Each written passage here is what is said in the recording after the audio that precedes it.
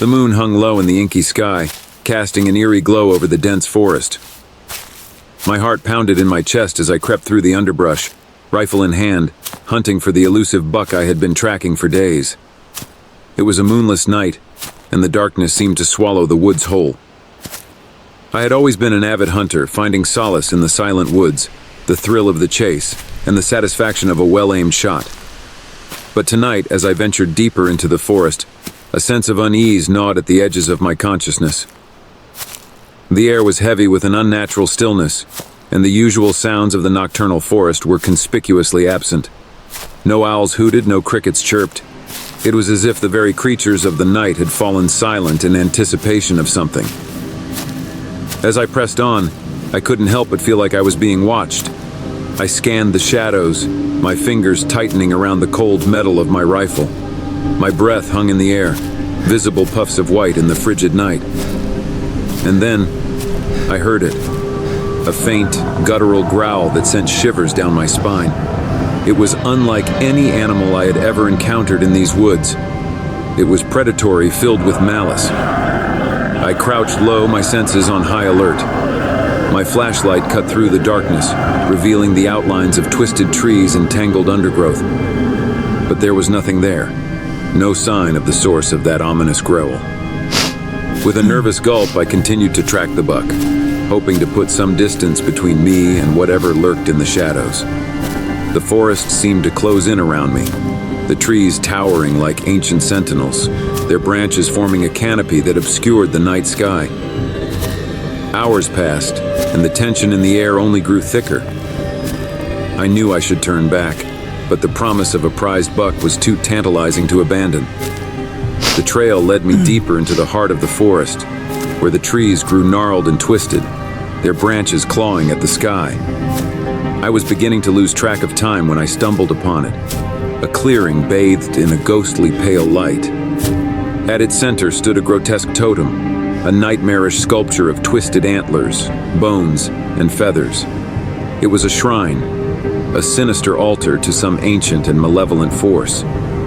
My heart raced as I approached the eerie monument, the dread within me growing with every step. I knew I should leave, but a morbid curiosity compelled me to stay. I illuminated the totem with my flashlight, revealing grotesque carvings and symbols that seemed to writhe and shift in the light. And then I heard it again. The guttural growl, this time closer, almost right behind me. I spun around, my rifle raised, but there was nothing there, just the foreboding silence of the forest. A chill ran down my spine as I realized that I was not alone. Something was in the clearing with me, something unseen and malevolent.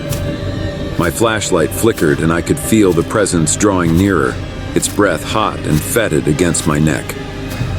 In a panic, I fired my rifle into the darkness, the deafening blast echoing through the forest.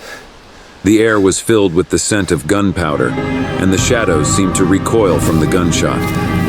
But my victory was short-lived. From the darkness, a blood-curdling scream pierced the night, a sound that sent terror coursing through my veins. It was a scream of anguish and rage, a sound that should not have come from any living creature. I turned and fled, crashing through the underbrush, the unseen presence pursuing me with relentless determination.